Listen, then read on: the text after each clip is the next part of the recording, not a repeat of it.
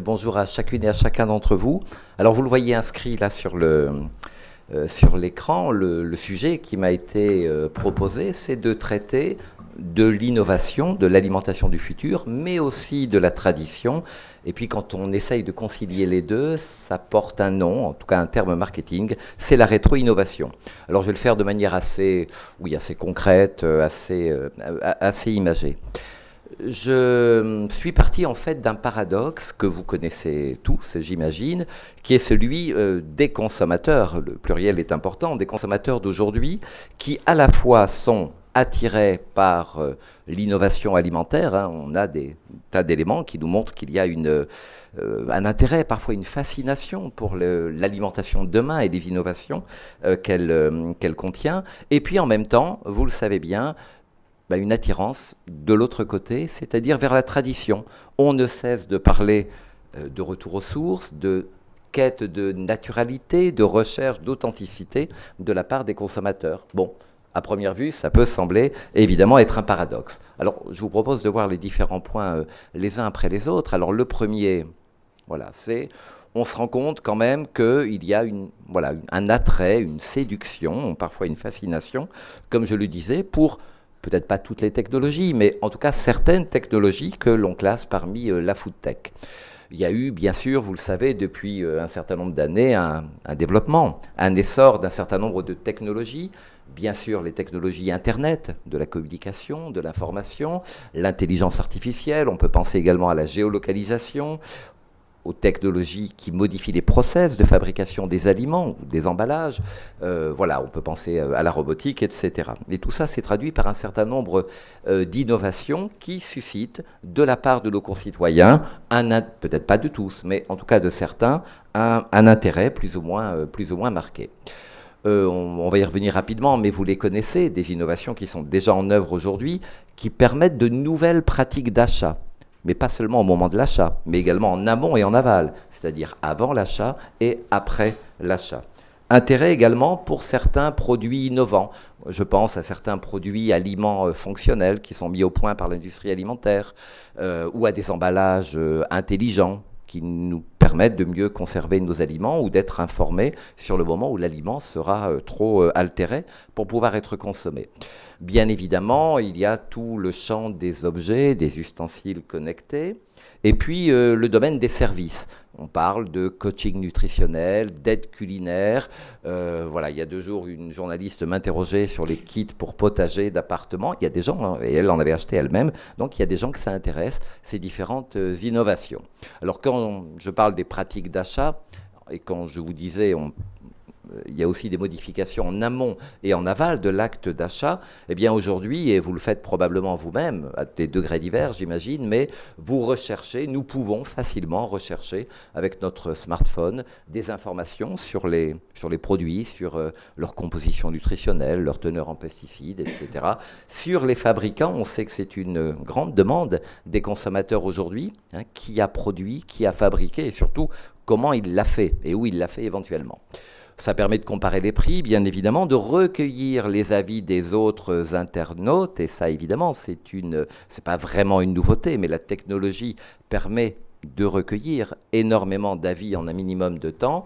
Et puis, on sait qu'il y a un mouvement qui est, comment on dit déjà ? Ah oui, en marche, qui est le locavorisme. Et donc, ça permet également, ces technologies, d'identifier, sur mon lieu de vacances, par exemple, un producteur local. Bien sûr, de me faire livrer mes courses, mes repas, de commander et de payer en ligne.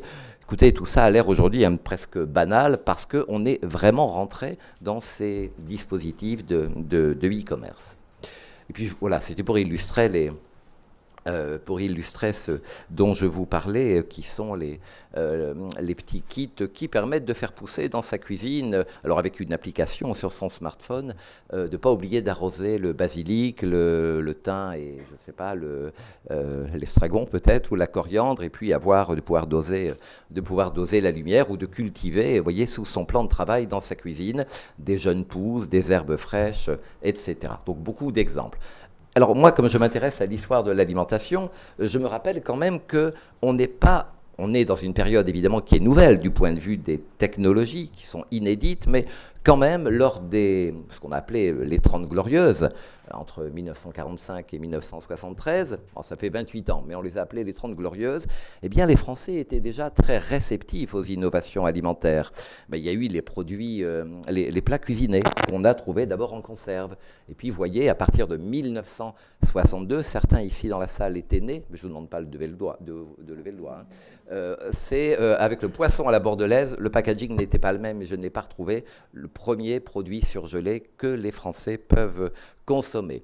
Et puis, l'innovation, ce n'est pas seulement les produits dans les 30 Glorieuses, c'est également l'électroménager. Alors, je sais que particulièrement vous, mesdames, probablement, vous allez apprécier ces publicités, la révolution de l'électroménager. Hein, vous voyez, je ne lis pas bien, mais je crois que c'est écrit pour elle à Moulinex et pour lui de bons petits plats. Et puis, monsieur, vous qui aimez les bons petits plats, je crois, vraiment, il faut que je change mes lunettes. Voilà, offrez-lui la super cocotte. Bon, c'est quand même de l'innovation. Ça permet de préparer un repas beaucoup plus rapidement qu'avant. Bon, ce genre de publicité aujourd'hui, je pense que ça susciterait, pas seulement de la part des femmes, mais également des hommes, j'espère, quelques réactions. Oui, on pourrait parler également bien sûr, de la grande distribution. Vous le savez probablement, les Français sont les inventeurs, non pas du supermarché, mais de l'hypermarché. C'est en 1963, en région parisienne, à Saint-Geneviève-des-Bois. Si ce n'est pas une révolution, la grande distribution qui met à disposition des milliers de références de produits alimentaires, et ça change les comportements. On fait des courses dans ces grands temples de la consommation une fois par semaine. On ne fait plus tous les jours la queue au boucher, chez le boucher, le crémier, le boulanger, etc. Encore un peu le boulanger. Alors ça, c'est donc voilà. Ce qu'on peut voir également, alors parallèlement, donc un intérêt qui n'est pas nouveau, donc pour l'innovation, y compris dans le domaine alimentaire. Et pourtant, beaucoup de travaux qui sont réalisés nous montrent que les Français, et plus d'ailleurs que les autres Européens, se méfient de plus en plus des technologies. Pas tant de la science fondamentale, mais de la technique, des technologies, de l'application de la science. Et là, il y a tout un tas d'enquêtes qui nous montrent que vis-à-vis des technologies, pas seulement alimentaires, des technologies en général, eh bien, il y a une méfiance croissante. Pas seulement d'ailleurs pour les technologies les plus innovantes. Je vous parlerai dans quelques instants d'un sujet qui est à la mode, qui est celui des vaccinations. Mais vous voyez, par exemple, les enquêtes que fait régulièrement l'Institut de recherche en sûreté nucléaire, là, c'est ce que j'ai entouré en rouge, c'est l'évolution de la proportion de personnes qui perçoivent les antennes relais de téléphonie mobile comme présentant un risque élevé. Et quand on interroge les gens, c'est souvent le risque de cancer qui est mis en avant, et on voit que la proportion, elle évolue de 27% à 41% en l'espace d'une bonne dizaine d'années, alors que, en tout cas jusqu'à aujourd'hui, les rapports scientifiques concluent à l'innocuité totale et absolue de ces antennes relais pour téléphonie mobile. J'avais mis un ou deux autres exemples. Les nanoparticules, là dont on parle de plus en plus, qui sont introduites dans les aliments, dans les emballages également, pour modifier, améliorer les caractéristiques des produits, eh bien, suscitent, là encore, des inquiétudes croissantes. Vous voyez, on passe en peu de temps, entre 2009 et 2016, donc en l'espace de 6 ou 7 ans, de 21% à 34% de la population qui considère que c'est un risque qui est élevé. J'ai mis évidemment les OGM, de 36% risque élevé à 51%, la moitié de la population, voilà, etc. Et puis, il y a aussi des technologies anciennes, mais qui suscitent beaucoup, alors à tort ou à raison, je n'en sais rien, mais beaucoup d'inquiétudes des Français. J'ai mis ça parce que j'en ai encore entendu parler ce matin à la radio. 41% des Français considèrent que les vaccins ne sont pas sûrs, et on sait aujourd'hui qu'il y a une proportion croissante de Français qui ne font plus vacciner leurs enfants, et évidemment il y a eu des conséquences que je ne développe pas ici. Mais voyez, 41% et contre une toute petite, enfin une proportion bien plus faible ailleurs. Donc il y a à la fois cet intérêt, voire fascination pour la technologie, et en même temps la technologie, ça fait peur.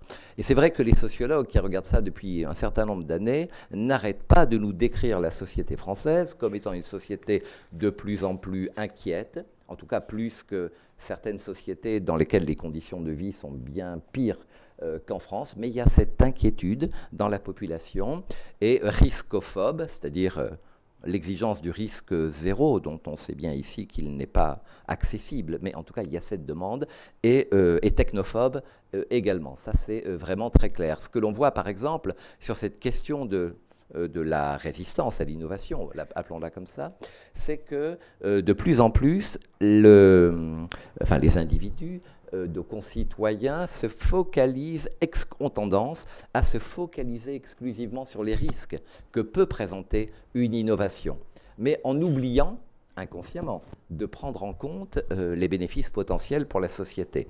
Or, si on veut avoir une évaluation objective, il faut avoir une approche bénéfice-risque. Et ça, c'est une tendance que l'on voit aujourd'hui, ce sont les risques qui focalisent l'attention et les bénéfices potentiels, peut-être qu'il n'y en a pas, mais au moins prenons le temps de les examiner. Donc ça, c'est une première chose qui est remarquée.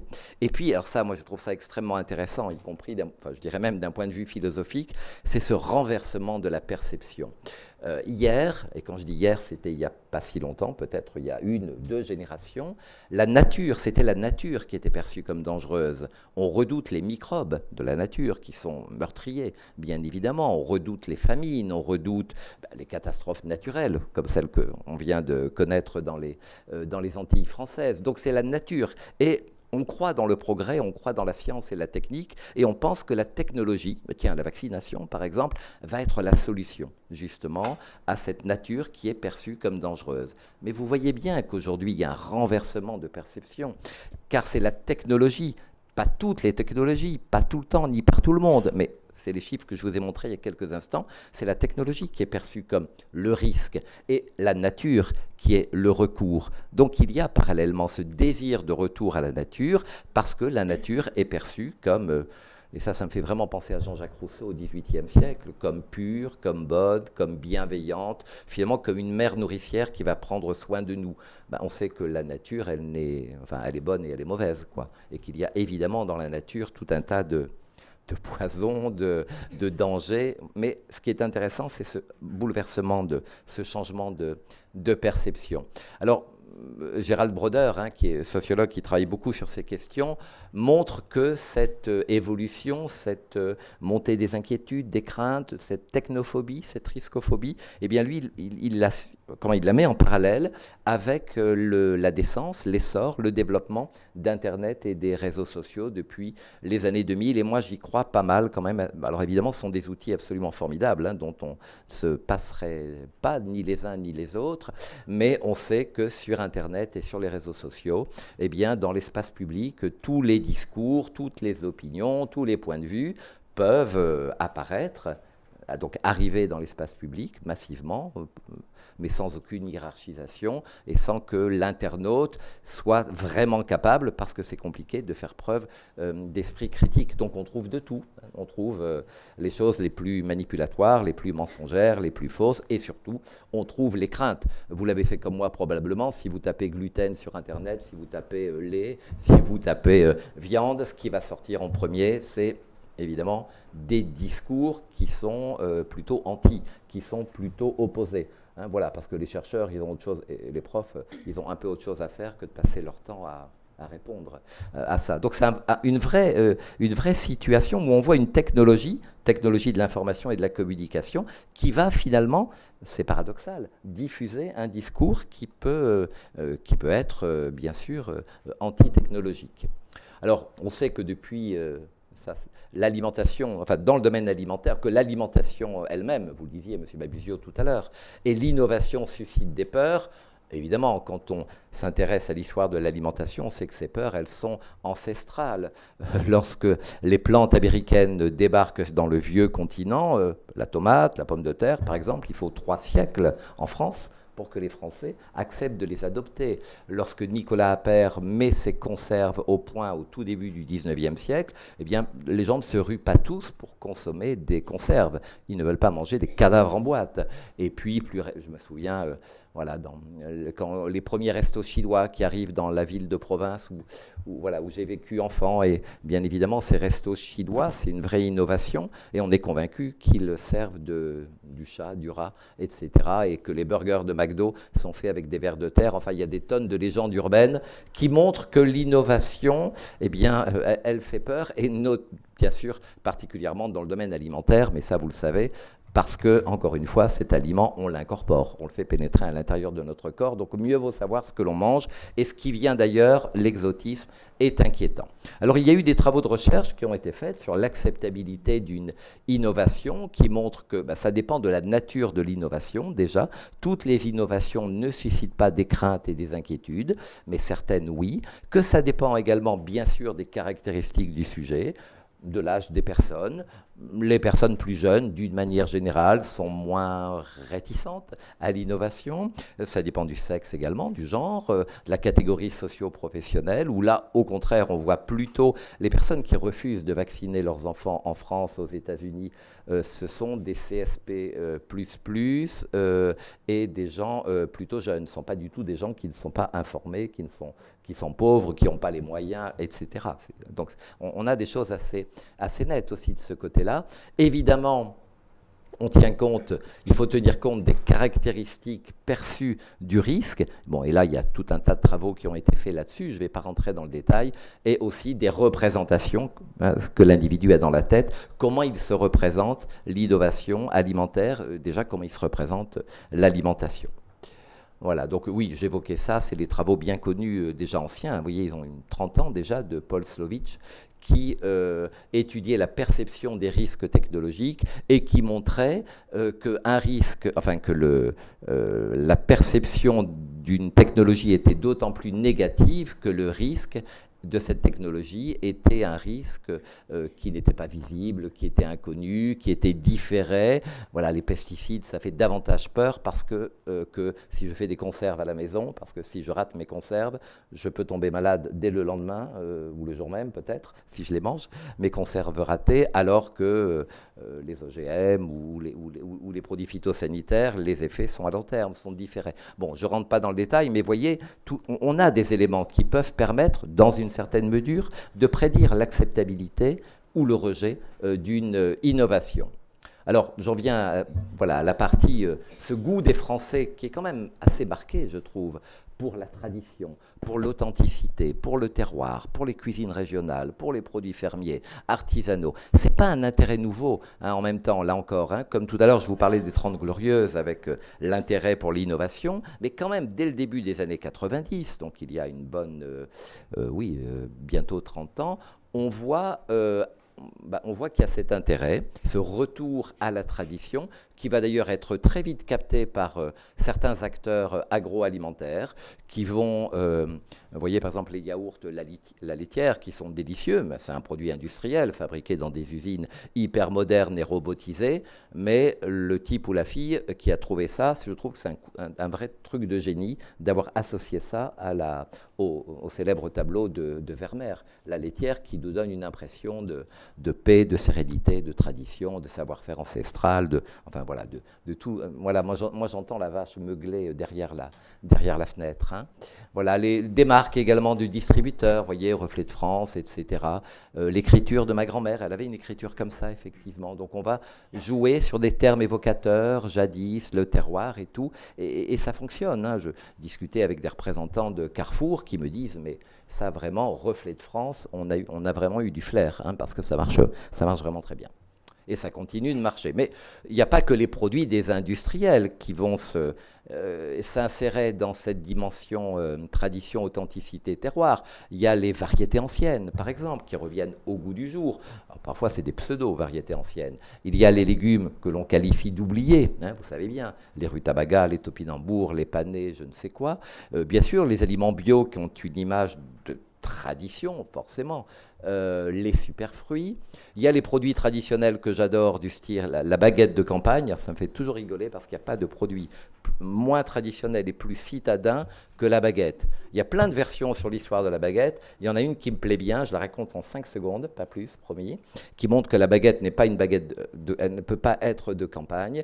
La baguette aurait été inventée au moment de la construction du métro parisien, donc c'est en 1900, donc c'est pas au Paléolithique supérieur, parce que les ouvriers qui creusaient les tunnels du métro avaient sur eux un couteau qui leur servait à couper les grosses miches de pain quand c'était l'heure du casse-croûte, et ces ouvriers, parfois ils se bagarraient. Alors on dit que les Auvergnats se battaient contre les Basques, qui se battaient contre les Alsaciens, contre les Ch'tis, etc. Et donc la baguette, ça a permis d'avoir un pain qui ne nécessitait pas de couteau. On pouvait rompre le pain et le couteau restait à la maison, il ne descendait pas. Bon, c'est ce qu'on raconte, c'est une des versions. Voilà, donc c'est pas du tout la campagne, hein, c'est les tunnels du métro parisien, et c'est pas le Moyen-Âge, c'est le début l'année 1900. Bon, il y a évidemment un intérêt qui ne se dément pas du tout aujourd'hui pour les produits fermiers, les produits de terroir, les produits sous signe de qualité, enfin d'origine en l'occurrence, et puis toutes les marques nostalgiques. Et aujourd'hui, on voit bien, il suffit de faire un tour dans les linéaires des hypermarchés pour montrer que ce retour au passé, on va reconnecter le consommateur à un passé qui le rassure, bien sûr. Et c'est toujours un des axes de l'innovation alimentaire. On parle de rétro-innovation. Alors moi, j'adore, mais je ne les ai pas goûtés encore, les tartares de Mémé Odette. Il y a aussi, tu les connais, Céline? Il y a aussi Mémé Henriette, il y a aussi Mémé... c'est très bon. Voilà. Et alors, c'est très intéressant parce que dedans, il y a des algues, mais mélangées avec des ingrédients qui sont rassurants. Alors, je ne sais plus lesquels. Donc, on est vraiment dans la rétro-innovation, avec un côté décalé, humoristique, qui peut plaire aussi aux jeunes générations. Et puis, on retrouve évidemment les marques Bonne Maman, Même Innova, l'écriture à l'ancienne, le jambon authentique cuit au torchon. Donc, vous voyez, ce qui a démarré dans les années 90, c'est toujours un des axes, ce n'est pas le seul évidemment, un des axes de l'innovation alimentaire, mais que l'on fait, c'est ça qui est intéressant, avec des process, avec des formulations, des packaging intelligents, des formats portions individuelles qui sont modernes. Au Cial, il y a eu j'ai oublié le nom de ce monsieur qui présentait la brioche La Fallu et qui disait qu'il avait modernisé l'usine pour faire la brioche comme autrefois, comme en reprenant Oui, le temps passe vite. D'accord. Et puis, il y a une success story, vous connaissez peut-être. Alors ça, c'est vendu dans tous les pays du monde, à Hollywood. La limonade, vous voyez, cette entreprise des Vosges, près de Münster, créée en 1895, qui menace de fermer, qui est reprise par un cadre sup il y a une vingtaine d'années, et qui fait un produit vintage avec le bouchon en porcelaine, mécanique, etc. Et ça marche. Voilà. Et alors, moi, j'adore ça parce que là aussi, il y a des gens qui sont vraiment très, radicaux dans le respect scrupuleux de certaines recettes traditionnelles. Là aussi, on retrouve innovation. Par exemple, Top Chef, en 2013, propose un gratin dauphinois. Et là, il y a une levée de bouclier parce que dans la recette qui est proposée, il y a des œufs et du fromage. Et les puristes disent non, on ne touche pas à ça. C'est sacré. La tradition...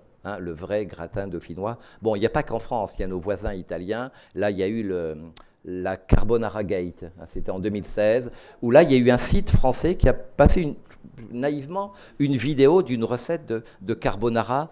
Et les malheureux, ils avaient utilisé de la crème fraîche, alors ça vraiment, carbonara avec n'importe quoi, et des lardons industriels. Donc voilà. Bon, ça, il y a aussi la pizza à l'ananas qui a fait scandale récemment. Voilà, donc vous voyez, la tradition, on y tient quand même, en tout cas certaines personnes. Mais en même temps, les chefs, en tout cas certains chefs étoilés, n'hésitent pas à utiliser des technologies de cuisson basse température, de je ne sais quoi, pour faire des recettes traditionnelles. Alors qu'est-ce que ça traduit, ce goût des Français pour la tradition et l'authenticité?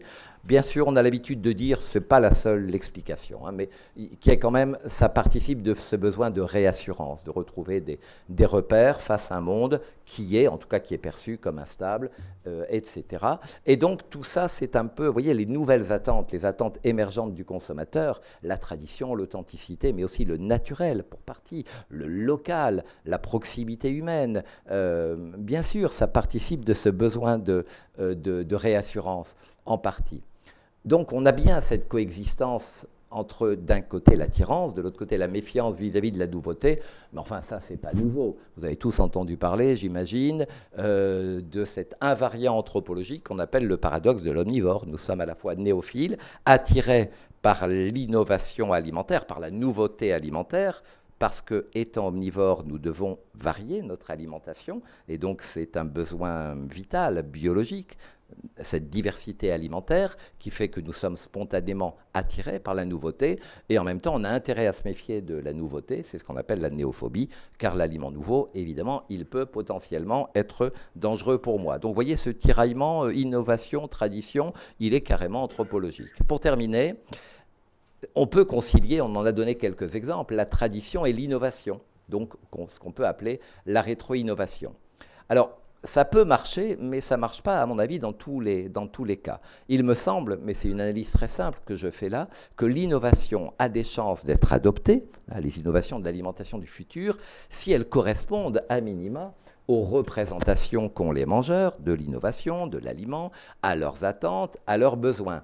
Et ces attentes des consommateurs, bon, vous le savez, elles sont plus nombreuses et beaucoup plus variées que pendant les 30 Glorieuses, où elles étaient finalement assez simples, assez basiques. Et puis la difficulté, c'est que chacun d'entre nous ne hiérarchise pas de la même manière ces différentes attentes. Donc il y a tout ça dont il faut tenir compte dans l'innovation. Vous voyez, toutes ces attentes de praticité, de naturalité, d'éthique, de responsabilité citoyenne, de nouveauté, de bien-être, etc. Donc je termine là vraiment en me disant, finalement, est-ce qu'on peut essayer, alors là je me lance, je ne veux pas du tout, je serais peut-être complètement démenti, mais est-ce que toutes les innovations de la foodtech vont connaître le même succès? Moi je me dis, certaines connaissent déjà un certain succès, devraient connaître davantage de succès, tout simplement parce qu'elles correspondent aux attentes anciennes ou émergentes des consommateurs. C'est aussi simple que ça. Tout ce qui permet de réduire le temps consacré aux achats, qui est quand même perçu comme une contrainte par la grande majorité des Français, au moins dans le quotidien. Voilà, et on a déjà évidemment des dispositifs, des systèmes de livraison au domicile, au bureau, de commande en ligne. Ça fait gagner du temps, ça permet d'utiliser ce temps pour autre chose, pour des loisirs, enfin du temps choisi. Donc ça va marcher. Tout ce qui permet plus de rapidité encore et de facilité pour cuisiner et manger. Bien sûr. La praticité, moins de gaspillage également. On sait bien que ça, c'est une préoccupation relativement nouvelle, moins de gaspillage. Donc les innovations qui permettront, qui seront en phase avec cette conscience de la nécessité de lutter contre le gaspillage, ça me paraît devoir être... connaître un certain succès, et évidemment, ce qui existe déjà, tout ce qui nous permet de savoir ce que l'on mange, d'avoir des informations sur les produits, les ingrédients, les producteurs, les fabricants, les engagements environnementaux et sociaux qu'ont ces fabricants et ces producteurs, ça nous intéresse, et donc il y a des capteurs, des QR codes, etc., qui le permettent. Voilà, non, j'en avais encore ? Ah oui, j'ai dit que c'était le dernier, j'ai un peu... Les nouveaux produits à base de protéines végétales, bien sûr, puisqu'on est dans une tendance non pas de végétarisme massif en France, mais de flexitarisme, de réduction de la consommation de viande. Les produits fonctionnels dont on pourra démontrer, c'est ça le mot important, les bénéfices santé, pourront intéresser certains patients, les personnes âgées ou plus jeunes éventuellement. Donc ça, on peut penser que ça peut fonctionner. Aussi, dans le domaine de ce qu'on appelle la nutrition personnalisée, on sait qu'il y a une clientèle, on pourrait dire, pour des outils et des services qui vont aider les gens à mieux manger, à perdre du poids, à se sentir mieux, sans aller forcément sur les analyses de microbiote ou de facteurs de risque. Et puis, je le disais en commençant tout à l'heure, tout ce qui me permet d'identifier des circuits courts, des producteurs locaux, d'acheter des produits traditionnels rassurants, si la technologie me permet de faire ça plus simplement, il n'y a pas de raison que je ne le fasse pas. Par contre, bien sûr, on va en parler cet après-midi, mais les insectes en l'état, les algues, la viande synthétique, in vitro, à base de cellules souches musculaires cultivées, oui, il y a des gens que ça intéresse. Moi, j'ai entendu des véganes me dire, moi, j'aime le goût de la viande, le jour où c'est plus de 150 000 € les 110 grammes et que c'est à peu près bon, je suis preneur. Mais là, on se heurte, dans le premier cas, à un problème d'acceptabilité psychologique, évidemment culturel, et dans le deuxième cas, quand même, au caractère artificiel, non naturel, qui, à mon avis, risque quand même de freiner un certain nombre de consommateurs. De même pour les boissons et repas complets. Voilà, et je vais terminer. Voilà. Alors, par exemple, ça, c'est un bon moyen pour faire manger des légumes aux enfants. C'est la cuillère, c'est un prototype. Je ne crois pas qu'elle soit commercialisé la Taste Buddy, donc c'est les potes du goût. Voilà, vos brocolis auront le goût de chocolat, par exemple. Donc du coup, vous allez manger les brocolis, enfin vos enfants, peut-être plus que vous d'ailleurs, vont manger des brocolis au goût de chocolat et des choux-fleurs au goût de barbe à papa, enfin par exemple. Voilà. Parce qu'il y a un petit courant électrique qui va être envoyé, qui va modifier vos perceptions gustatives.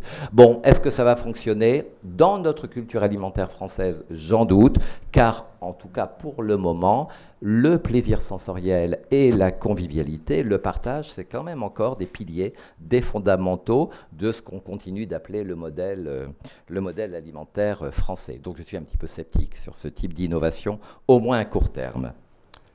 Merci beaucoup, voilà. Éric, merci beaucoup. pour ce regard effectivement très utile pour comprendre un peu le rapport à l'innovation qui est, comme tu l'as dit, différent selon les pays. Donc c'est vraiment important de regarder ça de plus près, effectivement. Donc je vais passer la parole à Agathe maintenant, Agathe Matet, qui va nous parler du rôle des startups et du numérique, et Agathe qui est donc coordinatrice du réseau Foodtech. Bonjour à tous, donc je suis Agathe Matet. Je vais risquer de répéter un petit peu ce que Éric a dit en conclusion, parce que voilà, le contenu de mon intervention repose justement sur la conclusion d'Éric, mais c'est pas grave, je vais illustrer un peu avec des exemples. Donc déjà, je pense que c'est important de vous reconstituer un peu le cadre de la Foodtech. La Foodtech, qu'est-ce que c'est? De quoi on parle quand on parle de Foodtech? Donc la Foodtech, en fait, regroupe toutes les initiatives numériques et technologiques qui permettent d'optimiser la chaîne de valeur de l'alimentation.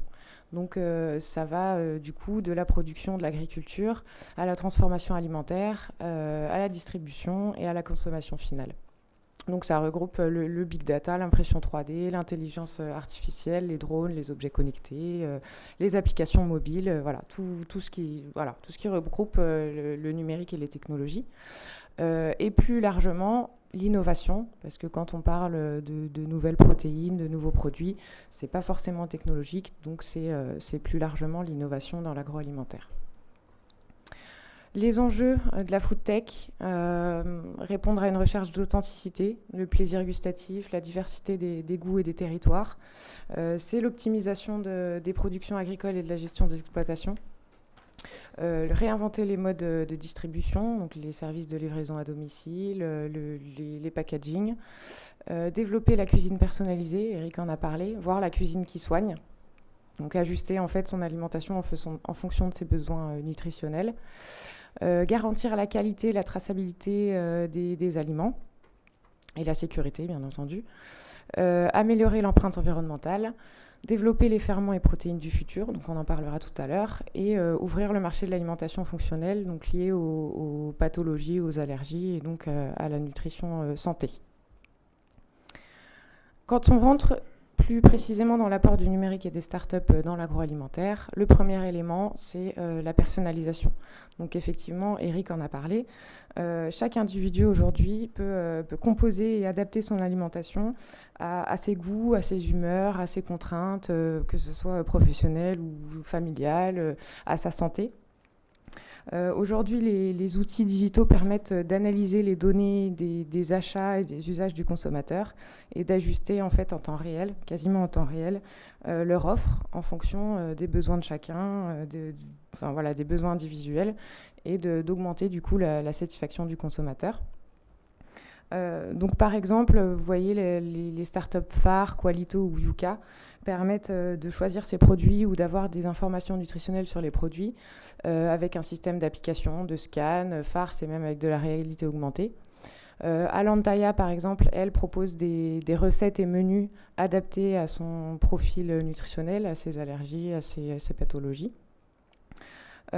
Ensuite, les appareils connectés, les imprimantes 3D, la robotique permettent également cette personnalisation en répondant aux besoins d'alimentation plus saine, de réduire le gaspillage, d'apprendre à cuisiner, d'économiser de l'énergie ou encore simplement de gagner du temps en contrôlant tout depuis son smartphone. Donc je vous cite deux exemples. Par exemple, la Divine, donc de la startup Divin, c'est un outil qui permet de déguster du vin instantanément à la bonne température, voilà, avec le repos qu'il faut. Et Happy Fork, c'est une fourchette connectée qui vous permet de réguler votre alimentation et équilibrer un peu les quantités que vous avalez. La deuxième chose, le deuxième apport du numérique et des startups dans l'alimentation, c'est l'accessibilité et l'immédiateté. En fait, aujourd'hui, on a, avec le numérique et les nouvelles technologies, un accès de plus en plus large à des variétés de produits qui soient frais, locaux, préparés ou non, et quasiment en temps réel.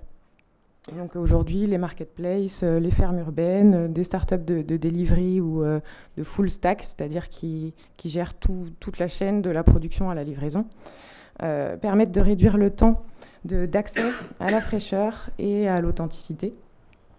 Donc c'est une réponse plutôt attractive aujourd'hui une majorité d'individus, on va dire, qui ne planifient pas et qui ne sait même pas ce qu'il va manger le soir même. Donc ça permet de répondre à ce besoin-là. Donc je vous cite en exemple les startups Frischti, Nestor, PopChef ou Foodcherry, qui sont en fait des startups qui livrent des repas faits maison pour le déjeuner ou pour le dîner. La ruche qui dit oui, c'est une start-up qui permet de rapprocher producteurs et consommateurs, donc Eric en a parlé également, avec un réseau de communautés d'achat directes entre producteurs et consommateurs. Il y a également aussi la livraison de produits, donc par exemple l'épicerie qui livre les produits des meilleurs commerçants de votre quartier, ou la Belle Vie qui est carrément une épicerie 2.0 où vous pouvez acheter vos produits d'épicerie en ligne. La troisième chose, c'est la transparence et la traçabilité. Donc les nouvelles technologies permettent de croiser toutes les données en fait, des producteurs, des coopératives, des industriels, de la grande distribution, voilà, qui permet d'apporter une transparence à l'industrie agroalimentaire qui parfois peut manquer de transparence, notamment avec l'intégration de la blockchain, donc qui est en fait le suivi numérique du parcours des produits sur la chaîne d'approvisionnement. Donc, par exemple, IBM travaille avec Walmart, qui est une chaîne de distribution américaine, justement pour suivre l'approvisionnement des produits. Connecting Food, par exemple, travaille aussi avec la grande distribution pour certifier en temps réel la conformité des aliments. Et elle permet donc de valider, certifier et rendre infalsifiables les transactions entre les différents acteurs de la chaîne.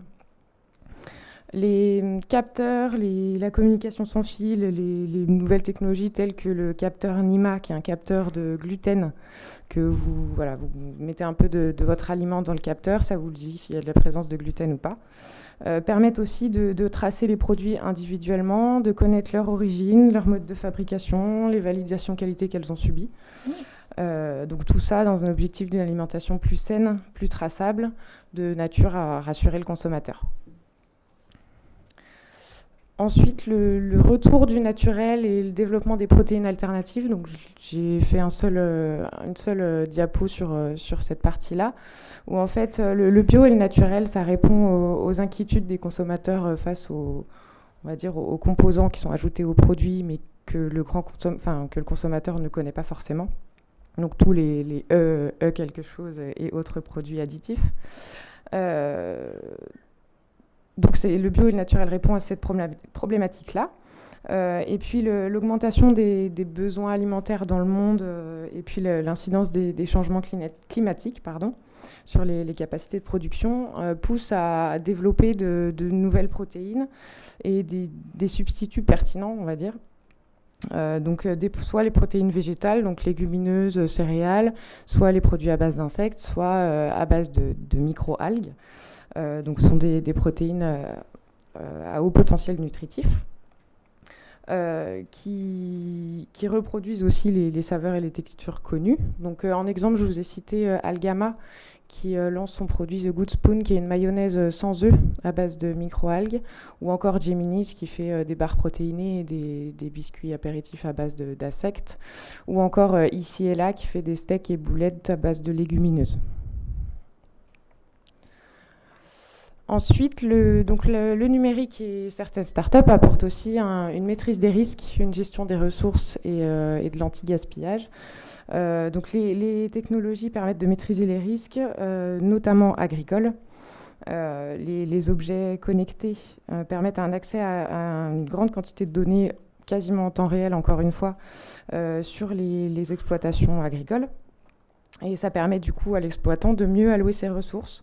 Donc par exemple les drones comme Airinov, les machines comme les robots de Nayo Technologies ou encore la station agrométéo connectée de Sencrop permettent à l'exploitant, ce ne sont que des exemples, hein, mais permettent à l'exploitant de mieux organiser sa journée, d'intervenir de manière plus ciblée sur ses parcelles, de faciliter en fait le suivi de ses cultures et donc de mieux allouer ses ressources. Même si les risques agricoles ne peuvent pas être supprimés, des outils comme ceux-ci permettent de les mesurer et de les anticiper et de permettre à l'exploitant de prendre des décisions avisées. En parallèle, on a des initiatives qui répondent à la nécessité de préserver nos ressources ou de vaincre la malnutrition. Donc, par exemple, il y a la start-up Phoenix, enfin qui n'est plus une start-up maintenant, c'était une association, mais ils sont présents nationalement, qui permettent de gérer les surplus et les invendus. Donc, par exemple, Phoenix redistribue les denrées de la grande distribution qui sont récoltés et redistribués aux associations caritatives. Optimiam ou Too Good To Go, eux, ils font la promotion en fait, des excédents invendus, des invendus des commerçants dans le quartier que vous pouvez retrouver sur une application. Donc encore une fois, c'est seulement des exemples. La dernière chose, c'est le renouvellement des business models. En fait, les startups et les technologies permettent de renouveler les business models des acteurs en place. Donc, par exemple, vous demandez à une coopérative de réduire la vente de pesticides. En face, il faudra qu'elle rééquilibre son activité en offrant plus de services aux exploitants. Donc, elle modifie son modèle économique. En parallèle, on a des retours d'expérience de coopération start-up et grands groupes où on voit en fait que l'apport de chaque acteur est gagnant-gagnant. Donc, par exemple, les grands groupes apportent des débouchés, des marchés, une caution, une expertise ou même des financements à la start-up. Quand la start-up, elle, apporte un produit ou un service, une technologie, donc un modèle ou un algorithme innovant, une équipe et surtout un process agile que le grand groupe n'aurait pas. Donc, d'où l'apport gagnant-gagnant. Donc, en exemple, je vous ai cité Vente Privée et Le Petit Ballon. Vente Privée a pris une participation majeure dans Le Petit Ballon. Le Petit Ballon, c'est un distributeur de vin en ligne. Donc Vente Privée apporte sa force de frappe avec du coup son réseau de distribution au Petit Ballon, et Le Petit Ballon apporte un nouvel élan d'innovation à Vente Privée, donc au groupe. Un second exemple, c'est Michel et Augustin avec Danone. Donc Michel et Augustin cherchaient un moteur pour accélérer son développement quand Danone, lui, s'intéressait au modèle entrepreneurial innovant de Michel et Augustin, qui a réussi à s'installer solidement, on va dire, en France en peu de temps par rapport à un grand groupe.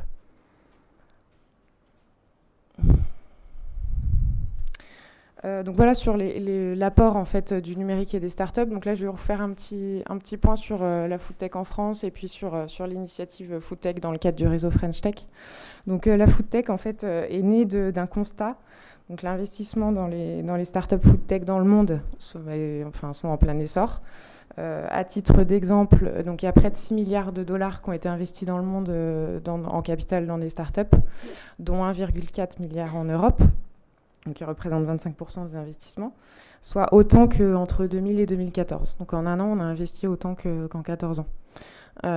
Donc avec une croissance annuelle moyenne de près de 6%.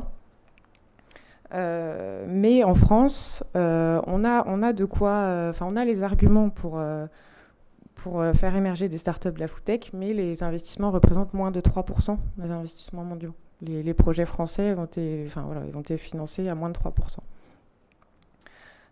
Donc c'est pour ça qu'a été créé le réseau thématique foodtech. Donc la French Tech en fait l'année dernière a lancé 9 réseaux thématiques, dont la foodtech. Et la foodtech en fait c'est 5 écosystèmes répartis en France. Donc vous avez Dijon, Bourgogne-Franche-Comté plus largement, Lyon, Auvergne-Rhône-Alpes, Montpellier, Rennes-Saint-Malo et Brest. L'objectif de l'initiative, en fait, c'est de construire un dispositif d'accueil, d'attraction et d'accélération pour les startups, pour faire rayonner en fait la France et ses entrepreneurs. Donc, il y a plutôt une dimension internationale. et soutenir toutes les initiatives entrepreneuriales innovantes sur l'ensemble de la chaîne de valeur alimentaire. Donc on a défini trois axes stratégiques. Donc on a fédéré, qui est en fait l'organisation d'une série d'événements donc avec l'ensemble des écosystèmes du réseau, les 5 dont je vous ai parlé tout à l'heure. Donc par exemple le Ticket to Pitch qui s'est passé à Rennes, ou un petit déjeuner food tech à Lyon. Enfin voilà, c'est des petits événements pour réunir les startups, les faire échanger.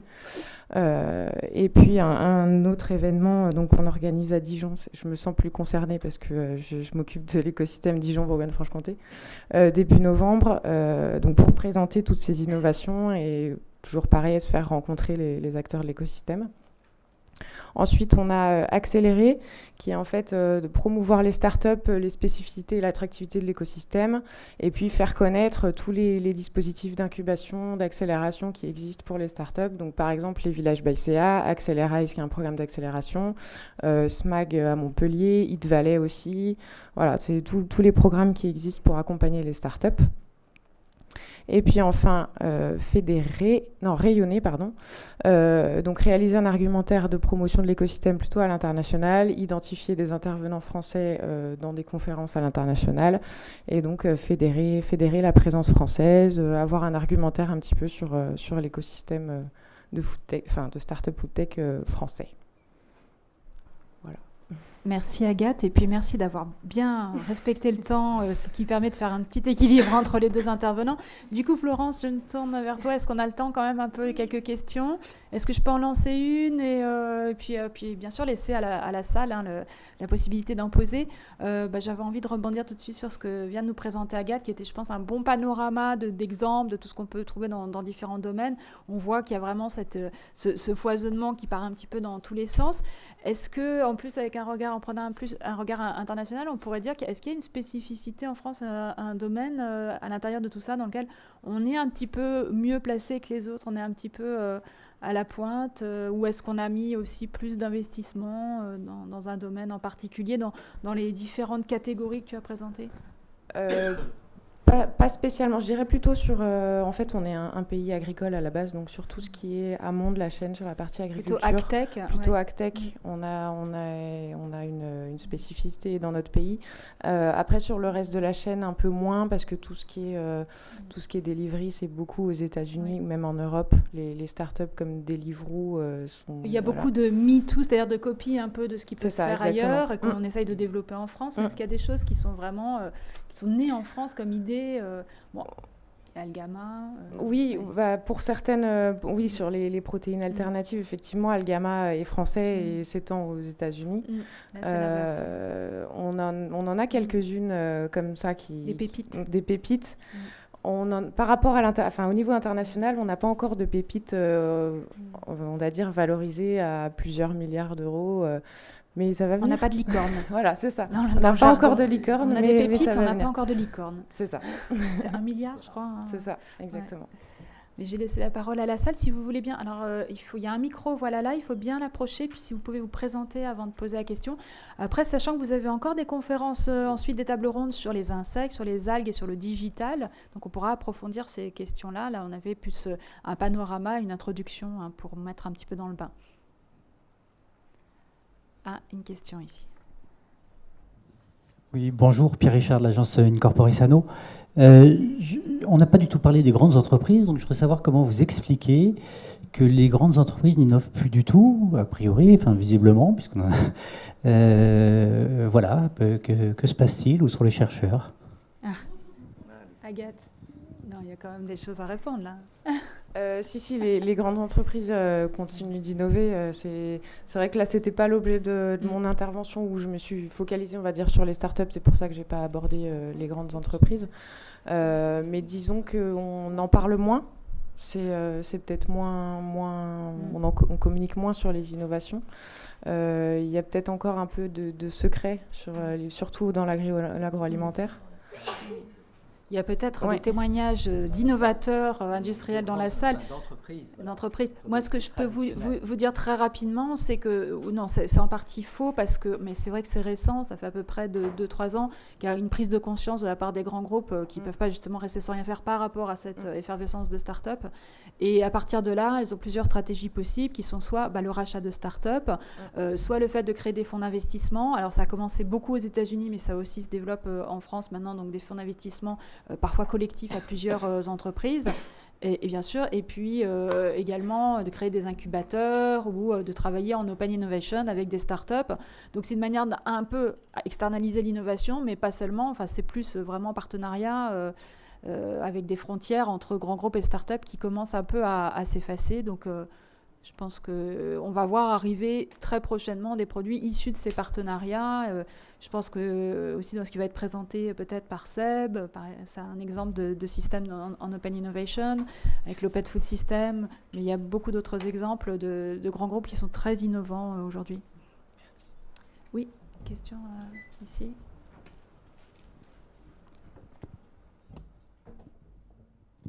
Bonjour Emmanuel Audouin, Bureau Veritas. Justement, je réponds à votre invitation en tant que grande entreprise qui innove. Je m'occupe d'innovation dans l'agroalimentaire. Je pense qu'une des explications, c'est peut-être pas que les grandes entreprises innovent pas, mais je pense que les startups ou les petites entreprises font souvent le buzz par nécessité de se faire connaître, alors que les grandes entreprises innovent souvent dans la discrétion.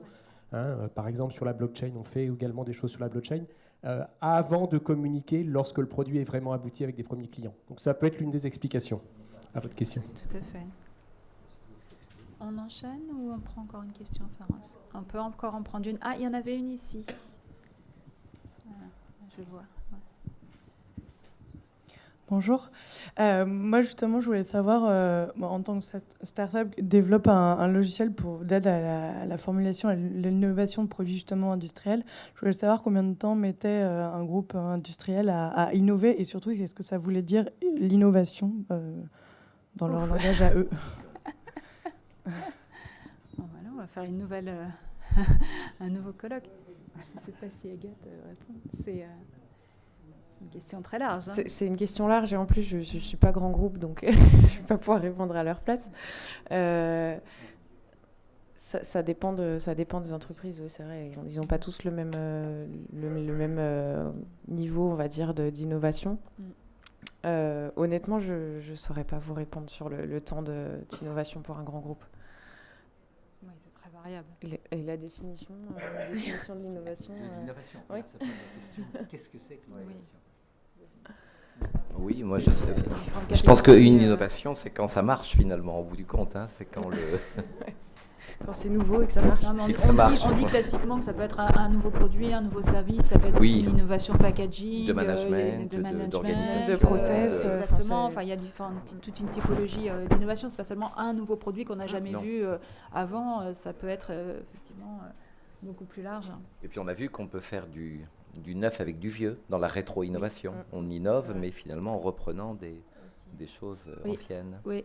Comme l'exemple d'ici et là que tu as cité, c'est un bon exemple, je trouve, parce que ce sont des légumineuses du terroir français. Donc ça rejoint ce que tu disais avec le côté vraiment attachement au terroir, aux productions locales. Et en même temps, il y a des procédés. Là, c'est vraiment le procédé qui fait que ce sont des produits qui sont pratiques à utiliser aujourd'hui, qui sont des alternatives à la viande, et en même temps avec donc la praticité, la rapidité de cuisson. Donc il y a une vraie innovation derrière, mais à partir de lentilles ou à partir de pois, de haricots, donc de choses absolument traditionnelles.